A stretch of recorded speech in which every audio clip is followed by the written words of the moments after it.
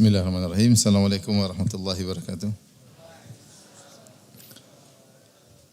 Alhamdulillahi ala ihsani wa syukru lahu ala taufiqihi wa amtinani. Wa asyhadu an la ilaha illallah wahdahu la syarika lahu ta'ziman li sya'nih. Wa asyhadu anna Muhammadan abduhu wa rasuluhu adda ila ridwanih. Allahumma salli alaihi wa ala alihi wa ashabihi wa ikhwanih.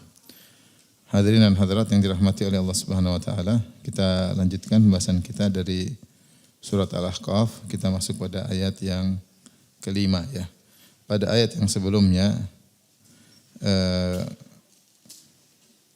Allah Subhanahu wa taala menjelaskan tentang kebatilan kesyirikan yang dilakukan oleh kaum musyrikin. Di antaranya Allah menyuruh Nabi sallallahu alaihi wasallam untuk berkata kepada mereka, "Aruni madza khalaqu minal ardi am lahum syirkum fis samawat." Tunjukkanlah kepadaku apa yang telah diciptakan oleh sembahan-sembahan kalian di bagian bumi ini, mana yang mereka ciptakan, dan ataukah mereka punya saham dalam penciptaan langit ya. Artinya di antara dalil bahwasanya kesyirikan yang mereka lakukan adalah kebatilan adalah sesembahan-sembahan mereka tidak menciptakan. Kalau sembahan-sembahan mereka tidak menciptakan di langit maupun di bumi, terus ngapain disembah? Yang berhak disembah itu adalah yang menciptakan. Kalau mencipta baru disembah, tidak mencipta terus apa yang mau buat apa disembah ya. Setelah itu Allah melanjutkan tentang buruknya kegoblokan orang-orang musyrikin. Sisi pertama tadi sudah disebutkan bahwasanya apa yang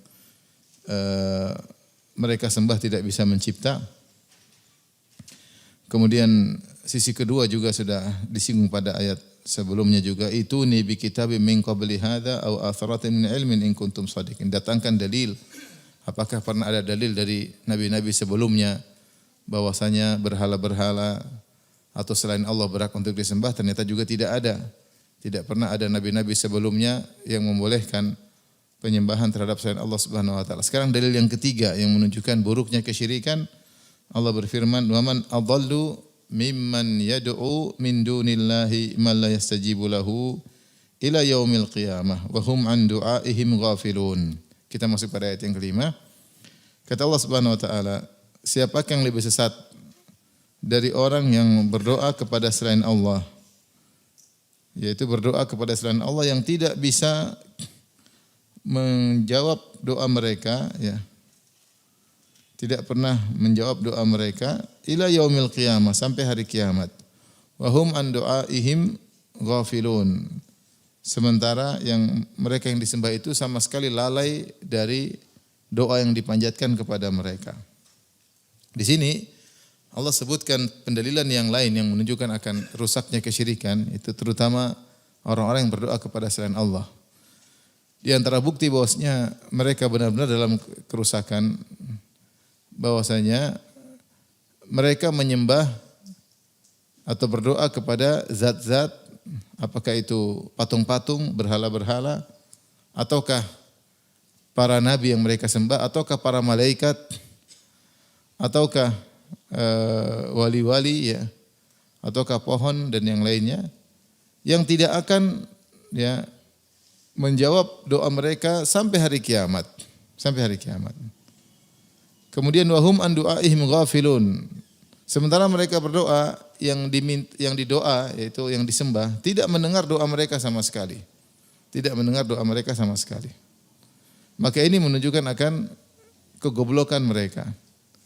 Bayangkan ada seorang kemudian datang ke berhala.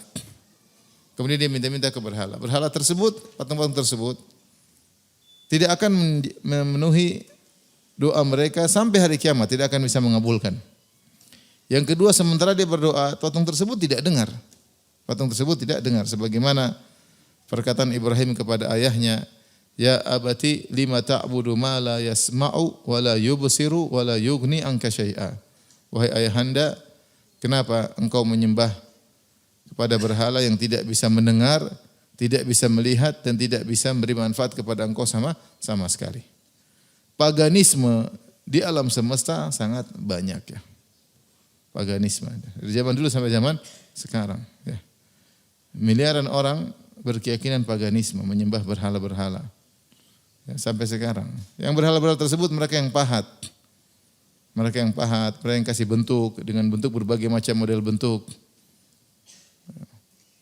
Yang terkadang bentuk-bentuk tersebut kalau kita dijadikan bentuk seperti itu kita tidak ridho ya. Misalnya ada bentuk ini kepala hewan, kemudian badan manusia ya. Siapa yang ridho? Atau sebaliknya kepala manusia, badan hewan. Siapa yang ridho? Ya. Antum mau kalau dijadikan bentuk seperti itu? Enggak mau kan? Ini Tuhan dijadikan bentuk seperti itu. Siapa yang ridho?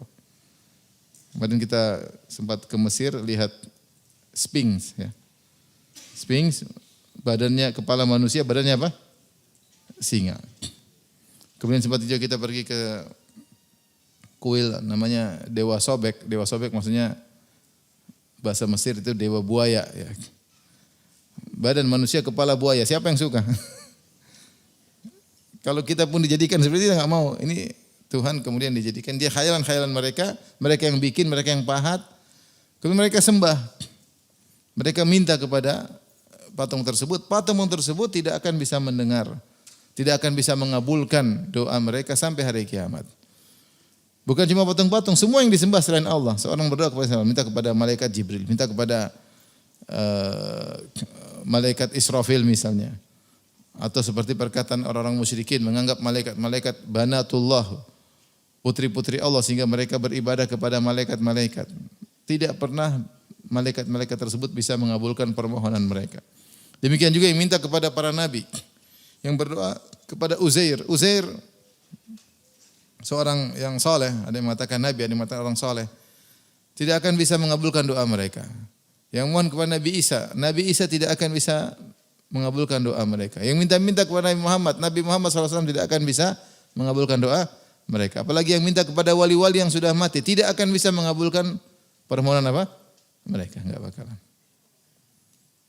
Makanya mengatakan tidak ada yang lebih sesat dari orang yang berdoa kepada zat-zat yang tidak akan mengabulkan doa mereka sampai hari kiamat.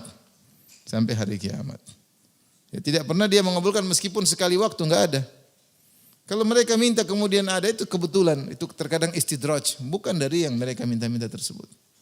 Terkadang istidraj. Sebagaimana orang ateis pun dipenuhi kebutuhannya. Ya. Karena memang di antara sifat Allah adalah Razzaq, memberi rizki kepada hamba-hambanya, kepada makhluk-makhluknya. Ya. Ateis pun Allah kasih rizki, orang kafir mulai kasih rizki. Ya. Tapi semua yang minta kepada selain Allah tidak akan pernah mengabulkan doa mereka, kata Allah, ila yaumil qiyamah, sampai hari kiamat. Ini menunjukkan penegasan yang luar biasa. Tidak ada satu detik pun doa mereka dikabulkan. Kemudian lagi Allah mengatakan, wa hum an du'aihim ghafilun.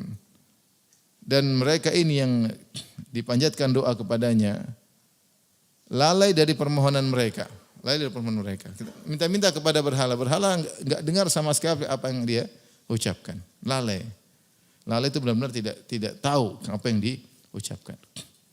Orang yang minta-minta kepada Nabi Isa. Nabi Isa tahu? Nabi Isa enggak tahu. Nabi Isa enggak tahu. Yang minta-minta kepada Nabi Isa. Nabi Isa tahu? Enggak, dengar sama sekali. Buktinya pada hari kiamat kelak ketika Allah kumpulkan Nabi Isa di hadapan para penyembahnya pada hari kiamat kelak, Allah bertanya, wahai Isa, anta qulta lin-nasi ittakhiduni wa ummi ilahaini min dunillah. Wahai Isa, apakah kau pernah menyuruh kepada pengikutmu untuk mengambilmu dan menjadikan kamu dan ibumu sebagai Tuhan-Tuhan selain Allah? Nabi Isa mengatakan, Maha suci Engkau ya Allah. Aku tidak pernah menyuruh mereka untuk demikian. Ya. Ma qultu lahum illa ma amartani bihi. Ani'budullaha rabbi wa rabbakum. Aku tidak pernah mengatakan kepada mereka kecuali Engkau perintahkan kepadaku. Sembahlah Allah Tuhanku dan Tuhan kalian. Kemudian kata Nabi Isa, perhatikan, wa kuntu alaihim syahidan ma dumtu fihim. Dan aku menjadi saksi ketika aku bersama mereka. Waktu masih hidup bersama pengikutku, aku jadi saksi, aku tahu apa yang mereka lakukan. Mereka tidak pernah menyembah kepadaku. Falamma tawaffaitani kunta antar raqib alim. Tatkala engkau angkat aku, engkau tidurkan aku atau engkau wafatkan aku sementara, itu ada yang mengatakan mendurkan di langit bersama Allah Subhanahu wa taala. Kunta antar raqib alaihim, engkaulah yang mengawasi mereka. Nabi Isa menyatakan, Nabi Isa sekarang belum meninggal. Nabi Isa nanti menurut keyakinan kita Ahlussunnah wal Jamaah akan diturunkan di akhir zaman ketika muncul Dajjal. Nabi Isa turun kemudian hidup selama 7 tahun sehingga genap umurnya 40, kemudian beliau baru meninggal disolatkan oleh kaum muslimin di akhir zaman. Sekarang beliau belum meninggal, diangkat oleh Allah Subhanahu wa taala di langit, dekat dengan Allah Subhanahu wa taala, dan miliaran orang berdoa minta kepadanya, dia tidak dengar. Dia tidak dengar.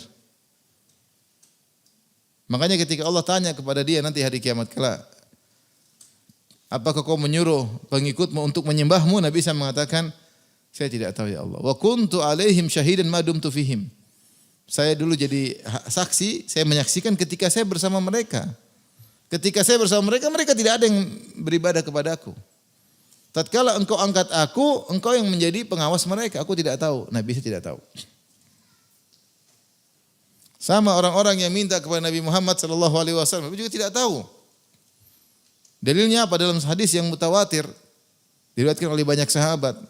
Rasulullah SAW bercerita nanti pada hari kiamat kelak, akan datang sebagian orang menuju ke telaga Nabi Shallallahu Alaihi Wasallam, minta minum dari telaga Nabi Shallallahu Alaihi Wasallam, dan Nabi mempersilahkan mereka. Tiba-tiba mereka terusir. Maka Nabi berkata, ya Allah, usaihibi. Dalam riwayat ummati. Ya. Kata Nabi, datanglah sekelompok lelaki yang aku mengenal mereka di dunia. Menuju ke telaga, tiba-tiba mereka diusir menuju neraka. Aku berkata, ya Allah, sungguhnya mereka sahabat-sahabat. Katanya mereka pernah bersamaku. Sekelompok orang. Ya. Maka apa jawaban Allah kepada Nabi SAW? Innaka la tadri ma ahdatsu ba'dak. Sungguhnya kau tidak tahu apa yang mereka lakukan sepeninggalmu wahai Muhammad. Kau tidak tahu. Innahum qad ghayyaru wa baddalu. Sungguhnya mereka telah merubah agama ini dan mereka telah mengganti agama ini. Lihat, Nabi tidak tahu bahwasanya sekelompok orang yang Nabi kenal tersebut ternyata setelah Nabi meninggal mereka melakukan perubahan. Nabi tidak tahu. Nabi tidak tahu kejadian terjadi di alam semesta, enggak tahu. Beliau meninggal selesai urusan. Sehingga ketika terjadi perubahan, ternyata ada sebagian orang-orang yang kemudian murtad dari pengikut Nabi sallallahu alaihi wasallam, Nabi tidak tahu. Makanya dikatakan kepada Nabi, innaka la tadri. Allah yang bilang nih, sungguhnya kau tidak tahu. Ma ahdatsu ba'dak, apa yang mereka ada-adakan sepeninggalmu. Innahum qad ghayyaru wa baddalu. Mereka telah merubah-rubah, telah mereka mengganti-ganti. Maka Nabi tidak tahu. Jadi orang minta-minta sama Nabi, Nabi tidak tahu. Allah hanya memberi izin kepada Nabi, kalau ada yang bersolawat kepada Nabi sallallahu alaihi wasallam, maka Allah menghidupkan Nabi sallallahu alaihi wasallam untuk menjawab solawat atau salam kepada orang yang bersolawat dan bersalam kepada Nabi sallallahu alaihi wasallam. Itu ada hadisnya benar. Ya. Allah menghidupkan roh Nabi sallallahu alaihi wasallam untuk menjawab salam orang-orang yang sudah memberi salam kepada beliau meskipun beliau sudah meninggal dunia. Adapun Nabi tahu kondisi alam semesta, keluar dari kuburan, jalan ke sana, jalan kemari, ya. Putar-putar di Surabaya, ya. Mampir di Cipinang, itu enggak ada, ya. Itu enggak ada. Itu khurafat semuanya. Maka kalau orang berdoa kepada Nabi, ya Rasulullah selamatkan aku, ya Allah, Rasulullah tidak dengar. Tidak dengar sampai hari kiamat, enggak.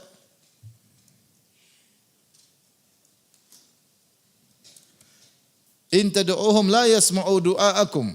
Dalam ayat yang lain kata Allah, jika kalian berdoa kepada mereka, la yasma'u du'aakum, mereka tidak akan mendengar doa kalian. Walau istama'u mastajabu lakum. Kalaupun mereka dengar, mereka tidak akan bisa mengabulkan doa kalian.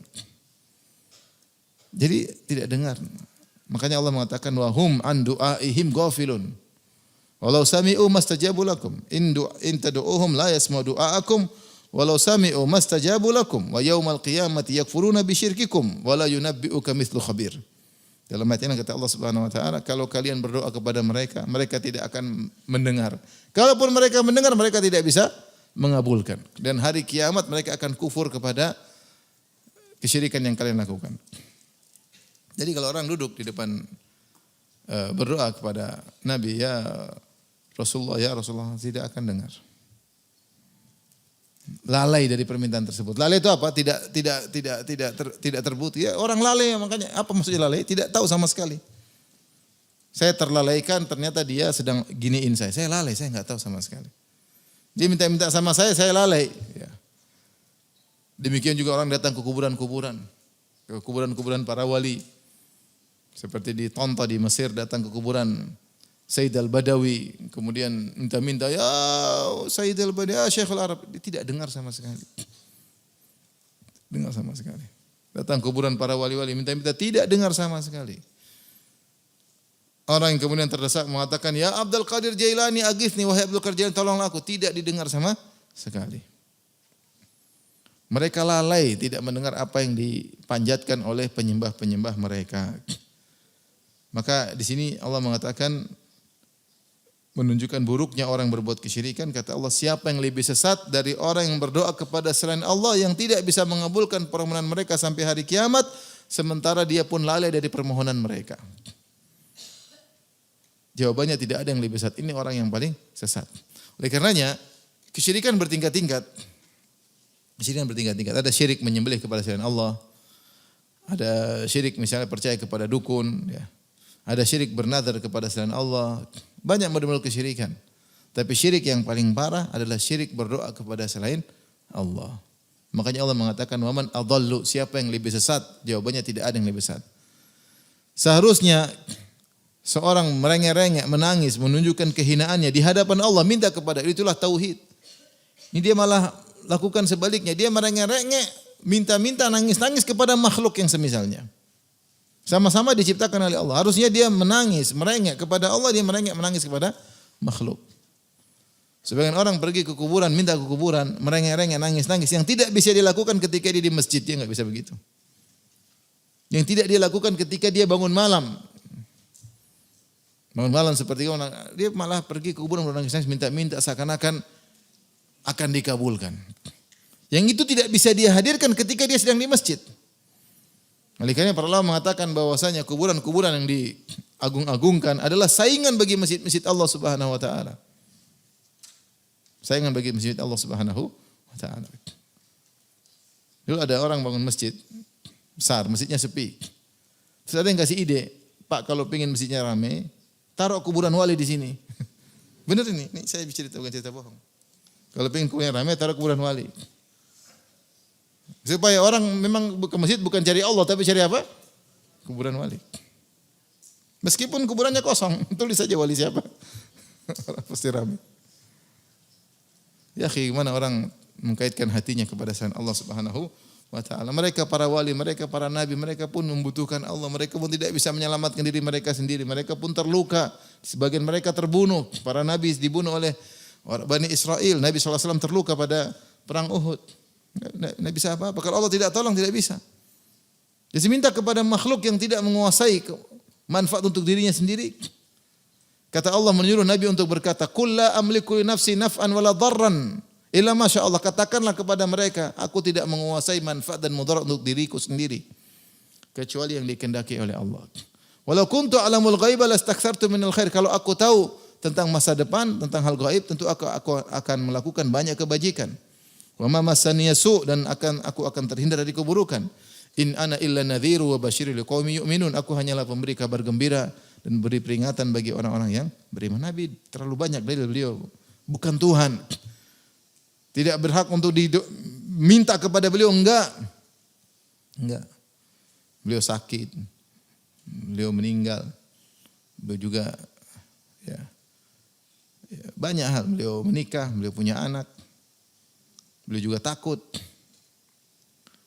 Sallallahu alaihi wasallam.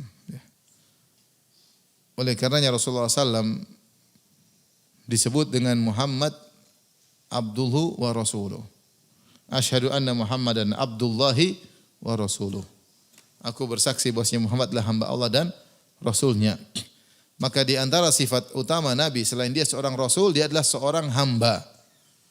Kenapa Rasulullah SAW dipuji dengan sebagai hamba? Karena dia adalah manusia yang paling mewujudkan ubudiyah peribadatan kepada Allah. Tidak ada yang bisa beribadah kepada Allah seperti Muhammad sallallahu alaihi wasallam. Beribadah tidak ada henti-hentinya. Salat sampai kaki bengkak. Puasa berkesinambungan. Ibadah sedekah tiada henti-hentinya, luar biasa. Senantiasa bersandar kepada Allah. Rasulullah SAW adalah hamba Allah. Hamba bukan Tuhan. Hamba yang menyembah, tiru Muhammad, bukan malah menyembah Muhammad. Bukan malah menyembah Muhammad, bukan malah minta-minta kepada Muhammad.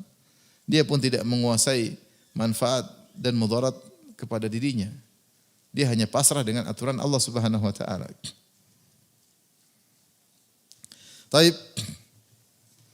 Kemudian lebih parah kata Allah, wa idza husyiran nasu kanu lahum a'daan wa kanu bi ibadatihim kafirin. Dan jika manusia akan dikumpulkan pada hari kiamat kelak di padang mahsyar, kata Allah, kanu lahum a'daan, maka sesembahan-sembahan tersebut akan menjadi musuh-musuh para penyembahnya. Wa kanu bi ibadatihim kafirin, dan sesembahan-sembahan tersebut kufur kepada ibadah yang ditujukan kepada mereka. Ini di antara kesedihan yang dialami oleh para penyembah selain Allah Subhanahu wa taala. Ternyata pada hari kiamat kelak ketika mereka dikumpulkan oleh Allah Subhanahu wa taala, ternyata sembahan-sembahan mereka itu menjadi musuh bagi mereka. Semua yang disembah berlepas diri. Nabi Isa berlepas diri, ya. Malaikat berlepas diri ketika disembah. Allah mengatakan, "Aha ulai ya'um kanu ya'budun." Ya. Wahai malaikat, apakah mereka ini dulu nyembah kalian? Kata malaikat, enggak ya Allah. Bal kanu ya'budunal jinna. Mereka kebanyakan menyembah jin. Semua setan berlepas diri. Semua yang disembah selain Allah akan berlepas diri. Bahkan kata para ulama, patung-patung yang mereka sembah, berhala-berhala yang mereka sembah, akan Allah berikan ruh dan berhala-berhala tersebut berlepas diri dari mereka. Mengerikan. Makanya saya katakan, bayangkan hari kiamat kelak ketika Allah kumpulkan Nabi Isa alaihissalam dengan penyembahnya.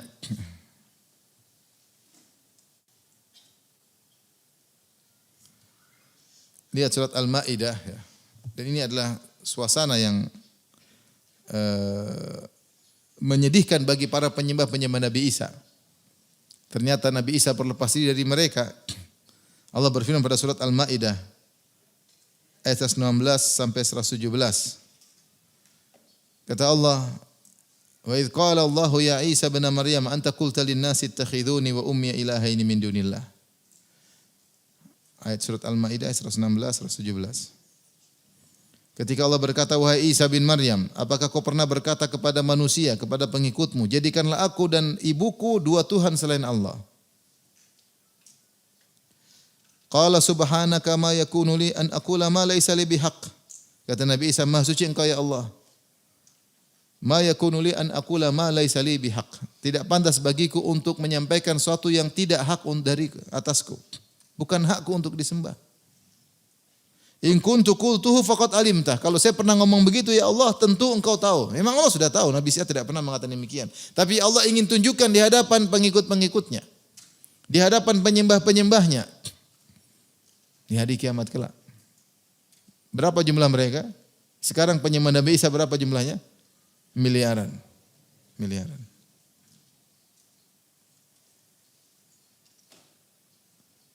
Ta'lamu ma fi nafsi wa la a'lamu ma fi nafsik. Engkau tahu apa yang ada pada diriku dan aku tidak mengetahui apa yang pada dirimu. Innaka anta 'allamul ghuyub. Sungguhnya engkau Maha mengetahui yang gaib. Ma qultu lahum illa ma amartani bihi. Tidaklah aku sampaikan kepada mereka kecuali apa yang kau perintahkan untuk aku sampaikan kepada mereka. Ani'budullaha rabbi wa rabbakum. Sembahlah Allah Tuhanku dan Tuhan kalian. Yang disembah cuma Allah. Aku juga nyembah Allah. Sama-sama Tuhanku Tuhan kalian. Wa kuntu alaihim syahidan ma dumtu fihim. Dan aku adalah saksi terhadap mereka selama aku masih bersama mereka. Falamma tawaffaitani kunta antar raqiba alim. Tatkala engkau angkat aku ya Allah, sungguhnya engkau yang mengawasi mereka.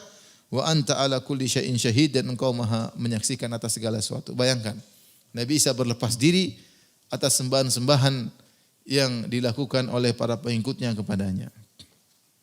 Ini kondisi yang sangat tragis bagi para penyembah Nabi Isa pada hari kiamat kelak. Ternyata Tuhan yang Nabi Isa yang mereka anggap Tuhan, mereka sembah-sembah, mereka minta-minta, mereka berdoa kepada Nabi Isa enggak pernah dengar doa mereka sama sekali. Dan Nabi Isa berlepas diri kepada mereka pada hari kiamat kelak. Dan demikian juga sembahan-sembahan yang lain. Yang pernah minta kepada wali-wali, mereka akan berlepas diri. Tidak mau dosa pengikutnya atau pencintanya ditempelkan kepada mereka, enggak mau, enggak lah. Mereka pernah nyembah saya, enggak, saya berlepas diri. Tidak mau dikait-kaitkan dengan kesalahan apa? Mereka. Di sini sebenarnya Allah mengatakan, ketika Allah mengatakan, "Waman adallu mimma yad'u min dunillahi ma la yastajibu lahu ila yaumil qiyamah." Siapa yang lebih sesat dari orang yang berdoa kepada selain Allah yang tidak akan mengabulkan sampai hari kiamat. Taib. Yang disembah ini tidak akan pernah mengabulkan doa mereka sampai hari kiamat. Taib. Setelah hari kiamat, apakah mereka bisa mengabulkan doa? Lebih tidak lagi kan? Tidak. Tapi kenapa Allah Subhanahu wa taala mengatakan tidak akan mengabulkan doa mereka sampai hari kiamat? Padahal hari kiamat pun berlanjut juga tidak bisa mengabulkan doa mereka. Kata sebagian ulama, untuk menunjukkan seumur hidup kau berdoa kepada mereka pun tidak akan bisa ya. Karena kesempatan berdoa adalah ketika masih hidup. Dan bukan cuma kamu, seandainya kau hidup sampai hari kiamat, kau berdoa jutaan kali tidak akan dikabulkan. Kemudian disebut sampai hari kiamat karena setelah hari kiamat bukan cuma mereka tidak mengabulkan, ada kondisi yang lebih parah. Sesembahan-sembahan tersebut selain tidak mengabulkan, mereka juga berlepas diri. Itulah kenapa Allah mengatakan sampai hari kiamat. Allah tidak mengatakan selama-lamanya. Mereka tidak akan mengabulkan doa kalian selama-lamanya, enggak. Tapi Allah mengatakan sampai hari kiamat. Karena setelah hari kiamat, bukan cuma tidak dikabulkan doa mereka, tapi sembahan-sembahan tersebut juga berlepas diri. Waliyadzubillah. Dan sembahan-sembahan tersebut berlepas diri di saat-saat yang menentukan, saat-saat genting, yaitu ketika yaumul hisab. Di saat seorang butuh pertolongan. Di saat seorang sangat berharap dari wali-wali yang mereka sembah. Dari nabi-nabi yang mereka sembah berharap untuk ditolong, justru wali-wali dan nabi-nabi tersebut berlepas diri dari mereka. Taib. Di sini ada juga faedah. Allah mengatakan waman adallu mimman yad'u min dunillah. Ya, Allah mengatakan dan siapa yang lebih sesat dari orang yang berdoa kepada selain Allah. Man la yastajibu lahu, yang tidak akan mengabulkan doa mereka sampai hari kiamat. Wa hum, dan mereka sesembahan-sembahan tersebut akan berlepas diri menjadi musuh bagi mereka pada hari kiamat kelak, yaitu sembahan-sembahan tersebut lalai dari permintaan mereka. Di sini Allah menggunakan lafal man dan hum secara bahasa Arab. Man dan hum itu untuk ditujukan kepada al-uqala, kepada orang-orang yang berakal. Tidak digunakan untuk hewan, tidak digunakan untuk benda-benda mati. Kalimat kata man dan hum itu untuk yang berakal. Sementara kita tahu di antara sembahan-sembahan orang musyrikin adalah berhala-berhala, benda-benda mati. Namun kenapa Allah menggunakan man dan hum? Maka ada beberapa pendapat di kalangan para ulama. Ada yang mengatakan ala sabili taglib, yaitu Allah mengatakan man atau hum karena banyak di antara yang disembah adalah makhluk yang bernyawa, bukan benda mati saja. Makanya mereka menyembah malaikat, mereka menyembah Nabi Isa, mereka menyembah Uzair, mereka menyembah Lata, ya. Selain itu, sembahan-sembahan yang mereka buat, berhala-berhala yang mereka buat, itu pun adalah simbol-simbol dari orang-orang soleh. Simbol-simbol dari orang soleh. Seperti Lata ada berhalanya. Simbol dari seorang soleh namanya Lata. Kata Ibnu Abbas, kana yalitu sawiqu lil hujjaj. Lata ini dia dulu suka membagi-bagikan makanan kepada para jamaah haji. Ketika dia meninggal dunia, maka dia dikultuskan, dibangunlah berhala di atas kuburannya, kemudian berhalanya pun disembah di Taif. Nah, berhala itu yang disebut Lata, sesungguhnya simbol dari orang apa? Soleh. Seperti orang menyembah patung Nabi Isa, bukan patungnya, paling sekedar simbol saja dari Nabi Isa. Nabi Isanya yang mereka sembah, tapi patung tersebut hanya apa? Simbol. Seperti yang menyembah Siddhartha. Siddhartha juga simbol. Patung Buddha besar adalah simbol dari seorang yang soleh yang mereka yakini. Seperti juga Manat dan Uzza. Katanya Manat diambil dari Al-Mannan, Al-Uzza dari Al-Aziz. Itu maksudnya putri-putri Allah, malaikat-malaikat. Jadi simbol-simbol dari malaikat. Makanya Allah menggunakan kata ganti untuk orang yang berakal. Karena meskipun yang disembah berhala, tapi berhala tersebut hanyalah simbol dari orang-orang atau makhluk-makhluk yang hidup, yang dianggap ruh-ruh suci atau orang-orang saleh. Paham maksudnya? Baik. Kita lanjutkan. Jadi subhanallah, syirik paling parah, syirik berdoa kepada selain Allah. Kenapa? Ibadah yang paling agung adalah ibadah doa. Nabi SAW mengatakan dalam hadisnya, ya, ad-du'a'u huwal ibadah. Doa adalah ibadah itu sendiri. Dalam riwayat yang lemah tapi maknanya benar, kata Nabi SAW, ad-du'a'u mukhul ibadah. Doa itu adalah intisari ibadah. Ya. Makanya ketika Nabi Ibrahim menegur ayahnya, Allah menyebutkan ibadah dengan doa. Falamma a'tazalahum wa ma tad'una min dunillah. Ya, wa ma yad'una min dunillah. Tatkala Nabi Ibrahim, ya, meninggalkan mereka, ya, dan meninggalkan doa yang mereka lakukan, itu Allah menamakan ibadah dengan doa dalam surat Maryam, ya.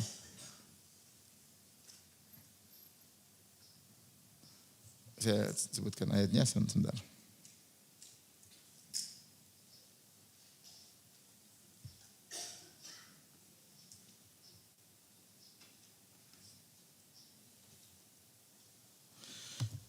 Dalam surat Maryam ayat 48-49, Nabi Ibrahim ketika menegur ayahnya dia mengatakan, wa a'tazilukum wa ma tad'una min dunillah. Aku akan meninggalkan kalian dan apa yang kalian doa selain Allah. Wa a'tazilukum wa ma tad'una min dunillah. Kemudian ayat berikutnya kata Allah, falamma a'tazalahum wa ma ya'buduna min dunillah. Ketika Ibrahim pun meninggalkan mereka dan apa yang mereka ibadahi selain Allah. Jadi ayat 47 Allah mengatakan Nabi Ibrahim meninggalkan apa yang mereka berdoa kepada selain Allah. Jadi doa. Pada ayat 48 Allah mengatakan falamma a'tazalahum wa ma ya'budun. Nabi Ibrahim meninggalkan mereka dan apa yang mereka sembah. Jadi doa dan ibadah apa yang mereka ibadahi. Allah mengungkapkan doa dengan lafal apa? Ibadah. Kenapa? Karena doa itu adalah ibadah yang paling afdal. Doa adalah ibadah yang paling afdal. Makanya Rasulullah SAW mengatakan ad-du'a'u huwal ibadah. Doa itu adalah intisari ibadah. Seperti sabda Nabi, al-hajju arafah. Haji itu adalah arafah. Padahal kalau kita tahu ibadah haji itu banyak kegiatan. Ibadah haji itu ada wukuf di padang Arafah, ada tawaf, ada sa'i, ada mabit di Mina, ada lempar jamarat. Tetapi rukun yang paling utama, intisari ibadah haji adalah wukuf di Arafah. Makanya Rasulullah SAW mengatakan al-hajju Arafah. Haji itu wukuf di padang Arafah. Ini intisari haji. Sama ketika Nabi berkata ad-du'a'u huwal ibadah. Doa itu adalah ibadah. Maksudnya doa adalah intisari apa? Ibadah. Dalam riwayat ad-du'a'u mukhul ibadah. Doa adalah intisari sumsum ibadah. Kenapa? Tidak sama dengan ibadah-ibadah yang lainnya. Ada ibadah puasa, ada. Ada ibadah sedekah misalnya, ada ibadah doa. Disitulah nampak antara hamba dengan Tuhan. Seorang sedang menangis menunjukkan kehinaannya, kemudian dia minta kepada Allah. Ini kondisi yang sangat dicintai oleh Allah. Makanya dalam hadis, man lam yas'alillah yaghdab minhu. Ya. Siapa yang tidak meminta kepada Allah, Allah marah kepadanya. Allah marah kepadanya. Kamu hamba, minta sama Tuhan. Kenapa tidak minta sama Tuhan? Ya. Nah, ketika seorang menunjukkan kehinaannya, kerendahannya kepada selain Allah, kalau doa adalah ibadah yang terbaik, maka syirik dalam doa adalah syirik yang terburuk, kebalikannya. Tiba orang nangis-nangis, ya Abdul Qadir Jailani nangis-nangis, ya Rasulullah, ini syirik paling parah. Syirik paling parah daripada syirik-syirik yang lain. Makanya di sini Allah mengatakan, waman adhallu, siapa yang lebih sesat dari orang yang berdoa kepada selain Allah? Jawabannya tidak ada yang lebih sesat. Yang paling sesat adalah orang yang berdoa kepada selain Allah. Karena dia menyerahkan ibadah teragung kepada selain Allah. Tapi kita lanjutkan. Allah berfirman, "Wa idza tutla 'alaihim ayatuna bayyinatin qala alladziina kafaru lil haqqi lamma ja'ahum hadza sihrum mubin." Pada ayat yang ke-7 surat Al-Ahqaf, kata Allah Subhanahu wa taala, dan jika dibacakan kepada mereka ayat-ayat kami yang jelas, maka berkatalah orang-orang kafir, lil haqqi, mereka berkata kepada kebenaran lamma ja'ahum, itu pada Al-Qur'an yang datang kepada mereka, hadza sihrum mubin. Ini adalah sihir yang nyata. Ini di antara kegoblokan orang-orang musyrikin yang selanjutnya. Ya. Apa kegoblokan mereka? Mereka itu menyembah berhala yang tidak mencipta, menyembah berhala yang tidak bisa mendengar, menyembah berhala yang tidak pernah interaksi dengan mereka, menyembah berhala yang tidak pernah mengabulkan doa mereka, mereka sembah. Sementara Al-Quran yang jelas, ayatnya jelas, turun dengan bahasa Arab, yang mereka ngerti bahasa Arab, justru mereka tidak beriman. Aneh. Itu namanya taklid kepada nenek moyang. Bal wajadna aba'ana kadzalika yaf'alun, sebagaimana perkataan kaum Nabi Ibrahim ketika ditanya kenapa kalian menyembah berhala, seperti kata kami dapatin nenek moyang kami begini, sudah kita ikut aja. Tradisi. Tradisi ini yang bahaya. Ya, tradisi. Menutup akal sehat. Kalau bilang ini tradisi sudah enggak bisa ditinggalkan. Enggak bisa ditinggalkan.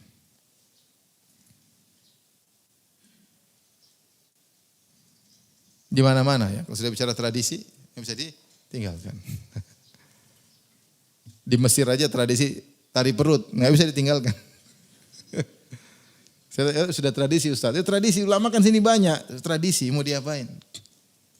Saya bilang tradisi legal, berarti halal. Di mana-mana demikian. Suatu daerah pernikahan yang bayar mahar perempuan, tradisi, mau diapain?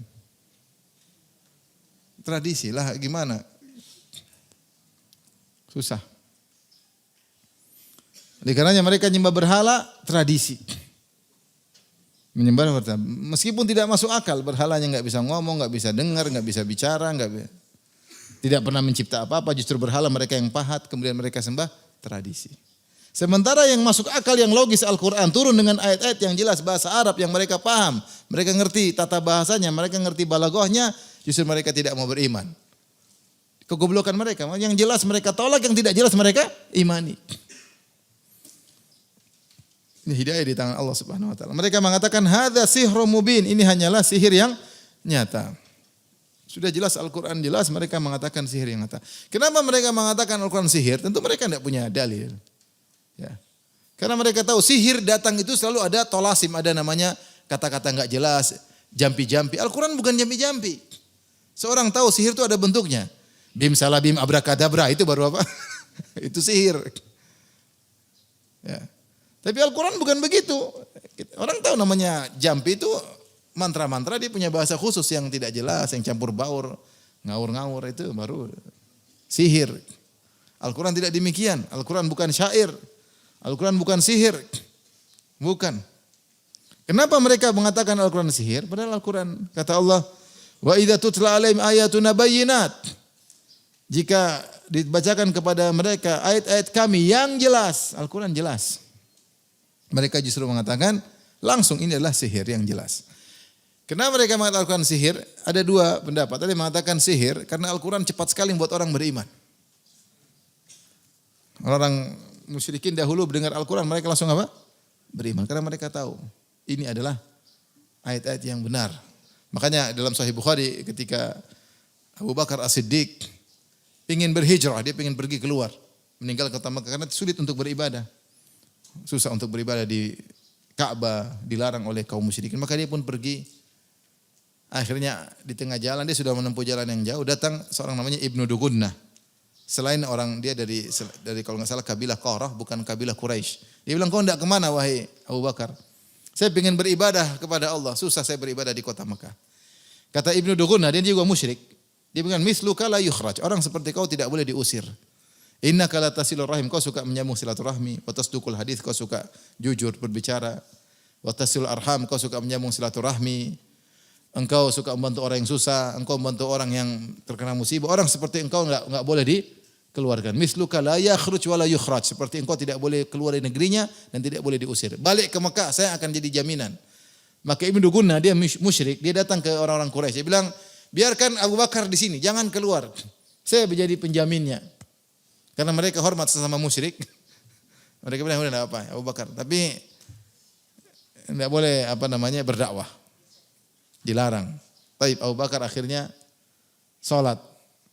Mulai dia salat di luar rumah.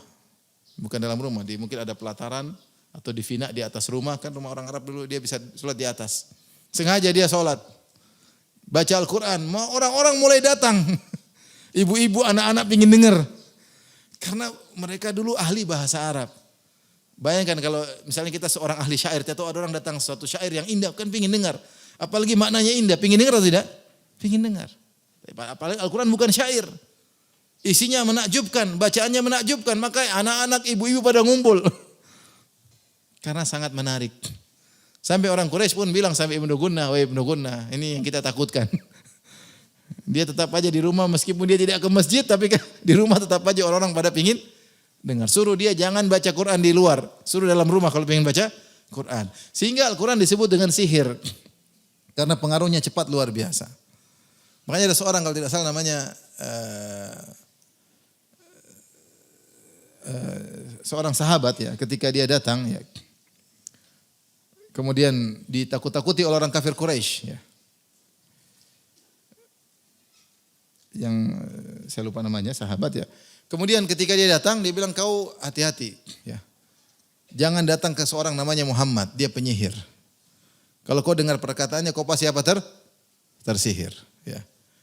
Maka disuruh taruh koton di telinganya, jangan sampai dengar. Karena mereka takut kalau dia dengar Muhammad ngomong sedikit pasti tertarik. Karena dia tahu ini pasti benar. Oleh karenanya dikatakan penyihir, Quran adalah menyihir karena pengaruhnya yang cepat luar biasa, karena kandungannya yang sangat menakjubkan terutama bagi orang-orang Arab yang ngerti tentang bahasa Arab. Bahkan kita lihat yang Al-Quran sekarang dibacakan bukan kepada orang Arab, mereka juga tertarik padahal nggak ngerti. Cuma dengar bacaannya ada kekuatan rohani yang menarik mereka. Bagaimana dengan orang Arab yang ngerti bahasa Arab? Makanya Al-Quran dikatakan ini sisi pertama. Sisi kedua, mereka menuduh Al-Quran adalah sihir karena gara-gara Al-Quran orang terpisah dari anak dan istrinya, dari suami berpisah dari istrinya, kemudian kakak ribut dengan adiknya, anak dan bapak ribut, terpisah. Maka mereka mengatakan Al-Quran seperti sihir karena di antara kerjaan dukun adalah memisahkan dua orang yang saling mencintai. Gara-gara dukun suami benci sama istri, gara-gara dukun kakak ribut sama adik, gara-gara dukun bapak ribut sama anak. Kata mereka itulah Quran. Qurannya Muhammad kerjanya begitu. Membuat orang tercerai-berai. Lihatlah kami. Akhirnya sebagian kami ribut dengan yang lainnya. Maka Al-Quran itu adalah sihir. Dan demikianlah ya. Kalau kebenaran disampaikan kepada umat. Pasti ada yang memihak kebenaran. Ada yang memihak kebatilan. Maka pasti terjadi perpecahan. Sejak zaman Nabi Saleh kata Allah Subhanahu Wa Taala. فَإِذَا هُمْ فَرِقَانِ يَخْتَصِمُونَ. Tiba-tiba setelah Allah utus Nabi Saleh kepada kaum Tsamud, tiba-tiba mereka menjadi dua kelompok yang saling bermusuhan. Sebagian beriman kepada Nabi Saleh, sebagian kufur kepada Nabi Saleh. Ribut atau tidak? Ribut, pasti ribut. Kalau ada orang misalnya gampangannya, ada orang semua di situ kompleks minum khamar semuanya. Terus ada orang tegur khamar haram, akhirnya ada yang ikut. Ribut enggak akhirnya? Ya ribut. Satu tetap ingin minum khamar, satu ingin tidak berhenti dari minum khamar. Pasti ribut lah. Nah, keributan ini, perpecahan ini mereka namakan sihir. Makanya Al-Quran disebut dengan sihir karena memecah belah. Tentunya ini adalah hal yang dipaksa-paksakan. Karena kalau sihir, seorang ribut dengan orang yang dicintainya karena akalnya terganggu, dia disihir.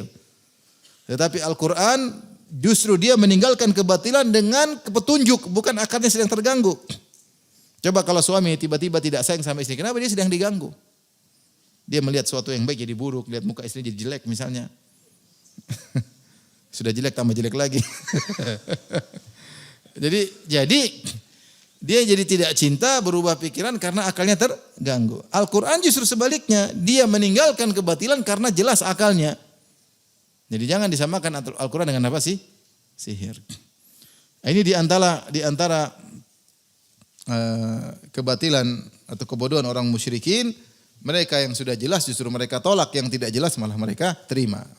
Berhal yang tidak jelas mereka imani, Al-Quran yang jelas maka malah mereka tolak. Kemudian Allah berfirman lagi, am yaquluna iftarah. Ini syubhat yang disampaikan oleh mereka. Mereka mengatakan, Allah berkata, apakah mereka mengatakan Muhammad telah membuat-buat Al-Quran? Al-Quran hanya dibuat-buat oleh Muhammad.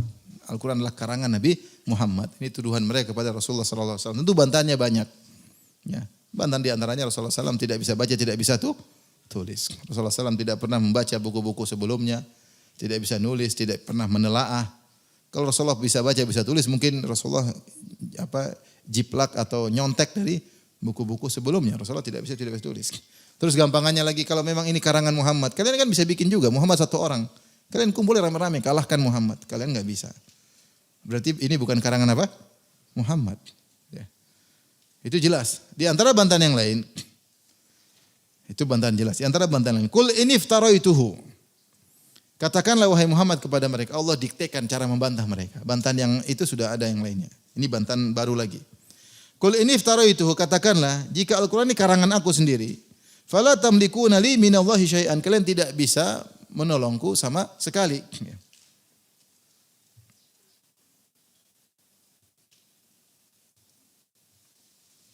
Kalian tidak bisa memiliki kuasa untuk mempertahankan aku dari azab Allah. Artinya kalau aku ngaku ini Al-Quran karangan Allah padahal itu karanganku. Kalau aku bilang Al-Quran ini dari Allah ternyata itu karanganku, tentu Allah akan kirim azab kepadaku. Dan kalau kirim azab kepadaku, kalian tidak bisa mencegah azab tersebut atasku. Huwa a'lamu bima tufiduna fi. Dan Allah lebih tahu tentang apa yang kalian ucapkan tentang Al-Quran, apa yang kalian bicarakan. Tufidun dari ifadah, yaitu maksudnya kalian terlalu banyak bicara tentang Al-Quran dengan kebatilan. Dari perkataan fadhal ma, yaitu air yang luber.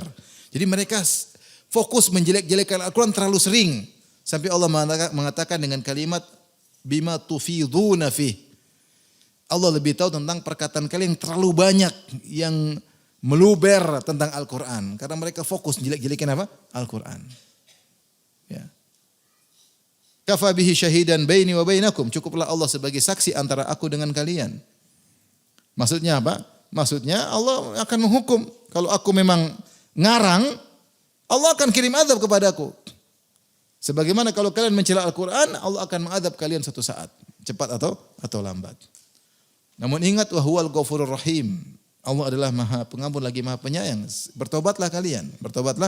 Artinya, sudah jelas kalian itu salah. Kenapa tidak bertobat? Kalian tuduh saya bikin Al-Quran. Kalau kalian kan beriman kepada Allah. Jadi mereka beriman kepada Allah. Kalian tahu Allah maha kuasa. Kalau saya ngaku aku sebagai Rasul, padahal saya bukan Rasul, tentu Allah akan kirim azab kepadaku. Siapa yang bisa menjaga azab Allah kepadaku? Ini diantara bantahan tuduhan mereka kepada Nabi SAW yang mengatakan Rasulullah SAW hanya ngarang Al-Quran dan Al-Quran bukan dari Allah Subhanahu wa Ta'ala.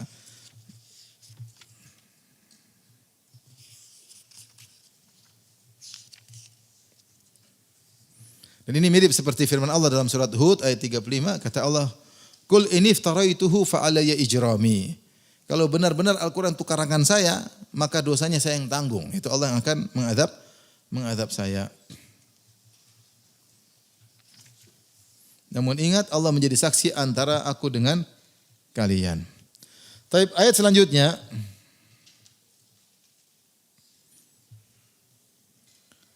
Allah berfirman, "Qul ma kuntu bid'an minar rusuli." Ini bantahan berikutnya kepada tuduhan mereka yang mengatakan Al-Quran karangan Muhammad. Qul ma kuntu bid'an minar rusul. Katakanlah wahai Muhammad, aku ini bukanlah rasul yang baru.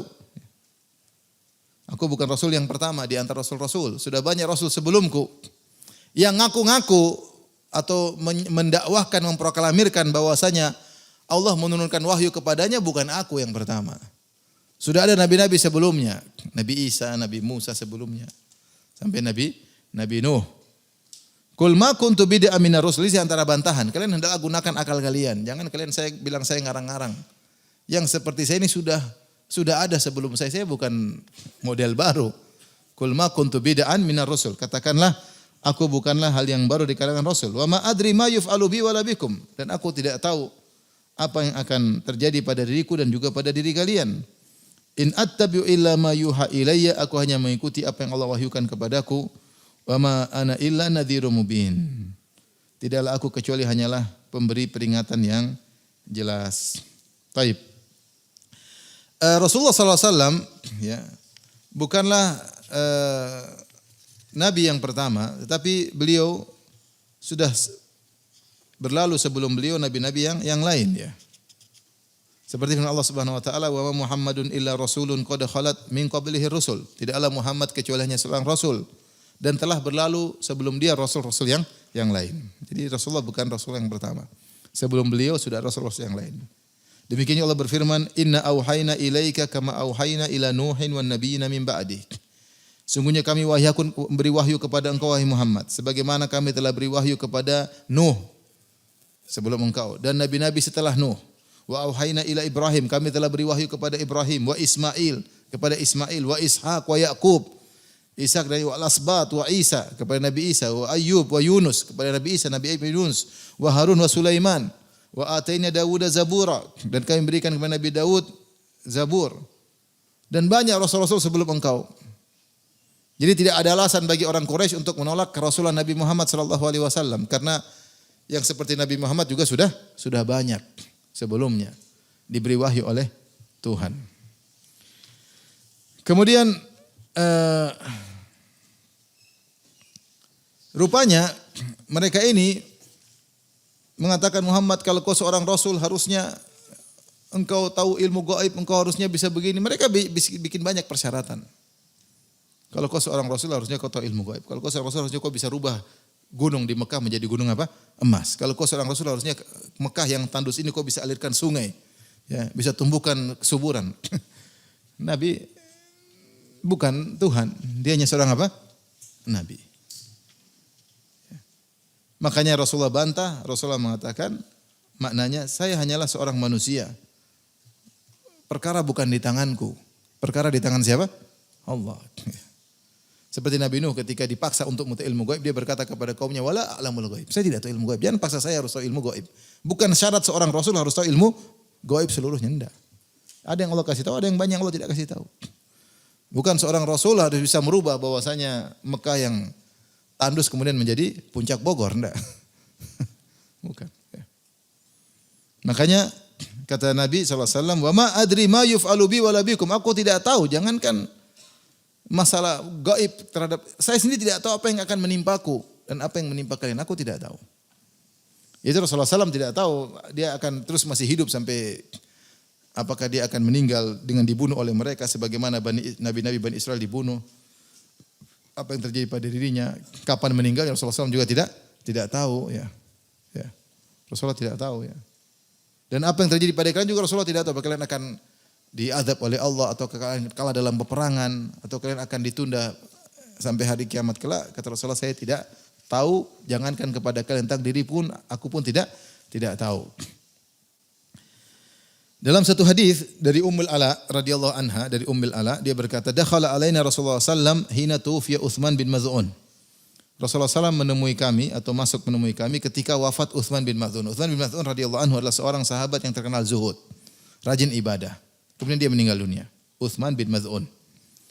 Fakultu, maka aku Ummul Ala berkata, rahmatullah alaika Abas Sa'ib, fa syahadati alaika laqad akramakallah. Maka Ummul Ala berkata, rahmat Allah kepada engkau wahai Abu Sa'ib. Abu Sa'ib maksudnya adalah Utsman bin Maz'un. Yaitu dia ngomong, wahai Utsman bin Maz'un, semoga Allah merahmatimu. Aku bersaksi bahwasanya Allah telah memuliakan engkau. Dia mengatakan, aku bersaksi bahwasanya Allah telah memuliakan engkau. Maka Nabi pun menegurku. Kata Nabi, wa ma yudriki anna Allah akramahu. Dari mana kau tahu Allah memuliakan Utsman bin Maz'un? Dari mana kau tahu? Ini hal yang gaib. Benar dia orang soleh, benar dia orang zuhud. Dari mana kau tahu Allah memuliakan dia sekarang? Faqultu la adri, saya tidak tahu.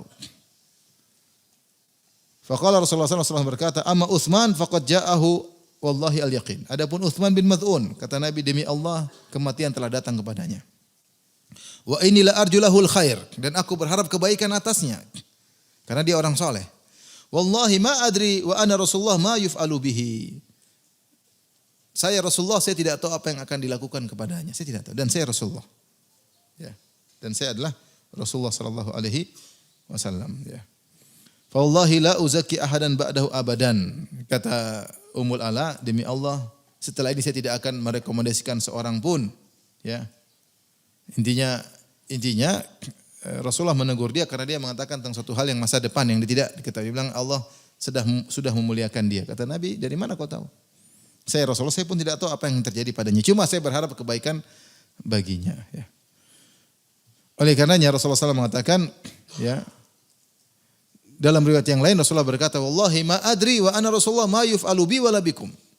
Dalam riwayat yang kata Nabi, saya saja Rasulullah, saya ini seorang utusan Allah, saya tidak tahu apa yang akan terjadi padaku dan terjadi pada kalian.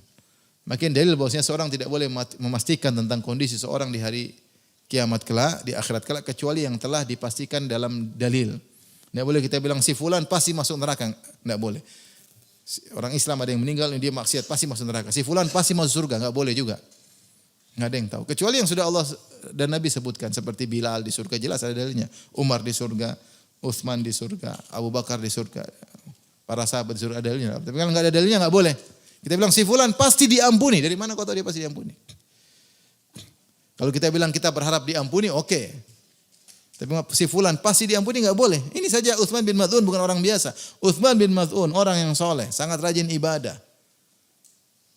Itu pun Rasulullah mengatakan saya tidak tahu. Jangan kau bilang Allah pasti muliakan dia. Itu urusan Allah. Maka seorang jangan mendahului Allah Subhanahu wa taala terutama pada hal yang gaib. Intinya Nabi ingin mengatakan ketika orang musyrikin mensyaratkan kalau kau memang seorang nabi kau harus tahu masa depan, kata Nabi, saya tidak tahu. Dan itu bukan syarat menjadi seorang apa? Nabi, ya. Saya tahu sebagian gaib, tidak seluruh ilmu gaib saya tahu. Yang tahu ilmu gaib hanyalah Allah Subhanahu wa taala. Makanya kata Allah Subhanahu wa taala,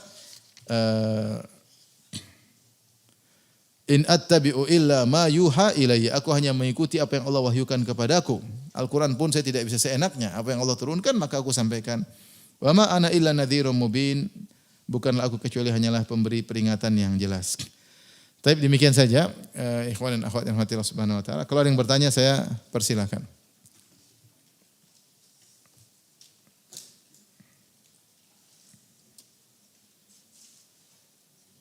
Ini hari tenang ya, jangan macam-macam ya. Jangan merusak ketenangan yang ada. Assalamualaikum warahmatullahi wabarakatuh. Waalaikumsalam warahmatullahi wabarakatuh. Jazakallah Ustaz atas yang disampaikan hari ini. Bertanya Ustaz terkait yang terakhir tadi. Terkait kita tidak boleh, terkait bagaimana Ummul Ala tadi ditegur karena seakan memastikan bahwa Utsman bin Maz'un itu pasti dirahmati Allah. Iya. Apakah itu termasuk karena kadang saat ada teman atau keluarga yang meninggal, banyak yang bilang misalkan datang ke rumah duka bilang, insya Allah surga ya bu, insya Allah surga ya bu. Apakah itu termasuk yang juga memastikan gitu orang itu masuk surga atau lebih beda, kalau doa mudah-mudahan masuk surga beda. Tapi kalau bilang pasti masuk surga itu nggak boleh. Nggak boleh, siapapun dia, mau kesaktiannya sesakti apapun. Apalagi nggak sakti-sakti ya. Ya, mau karomahnya sebanyak apapun, tidak boleh kita bilang pasti masuk apa? Surga. Pasti dimulai, kita nggak tahu. Kita hanya bisa melihat zahir seorang, batinnya kita nggak tahu. Lihat, contoh sederhana, Uwais Al-Qarani tidak terkenal. Bahkan di sini dalam riwayat dia dituduh mencuri oleh kaumnya.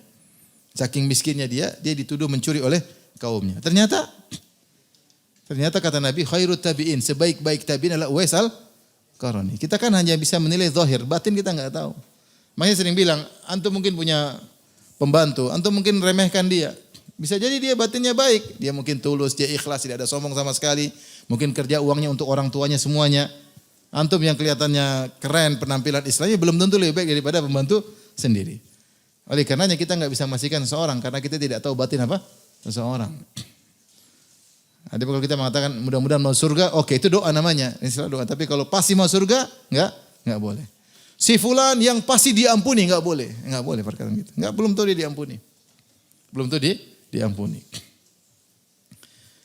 Makanya ketika ada seorang dalam hadis riwayat Ahmad dikabarkan kepada dia, inna fulana qad matat wa qad istarahat.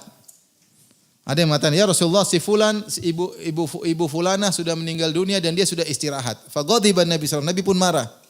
Kata Nabi sallallahu alaihi wasallam, inna ma yastarihu man ghufira lahu. Yang istirahat itu kalau diampuni.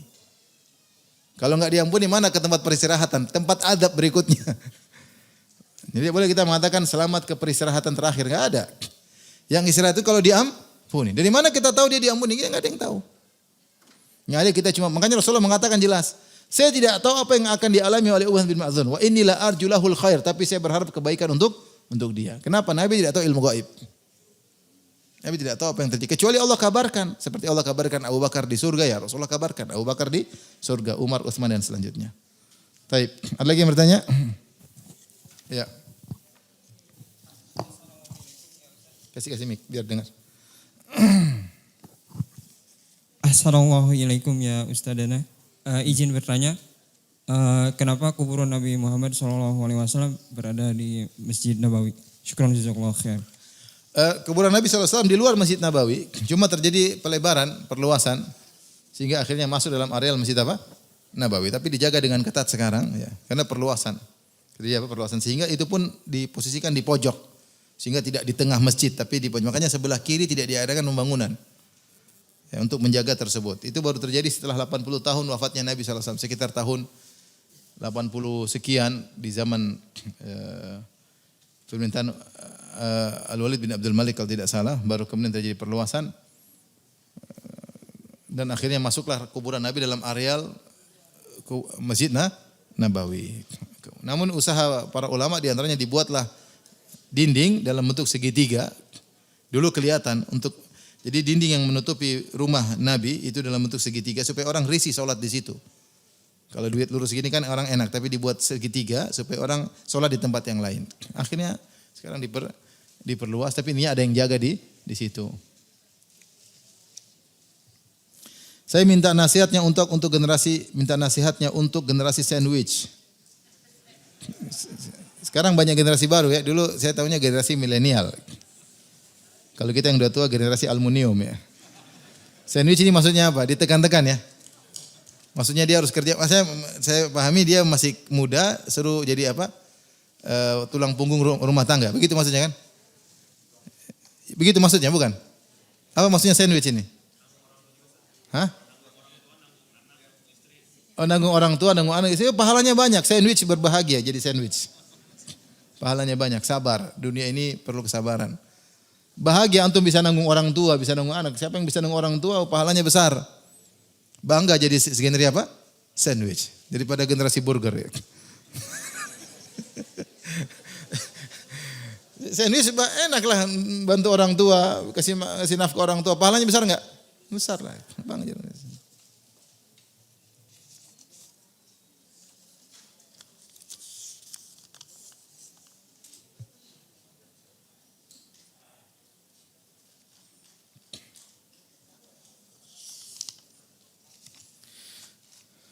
Apabila kita lupa doa masuk masjid dan apakah bisa ketika berdoa setelah duduk lama di masjid? Ya mudah-mudahan tidak ada masalah ya.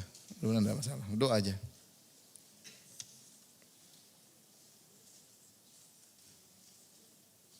Ibu ada yang bertanya? Ibu? Kalau tidak ada alhamdulillah sekarang hari tenang pulang tidur ya. Jangan macam-macam. Tapi demikian saja kajian kita. Ya silakan Pak, saya dulu. Ya.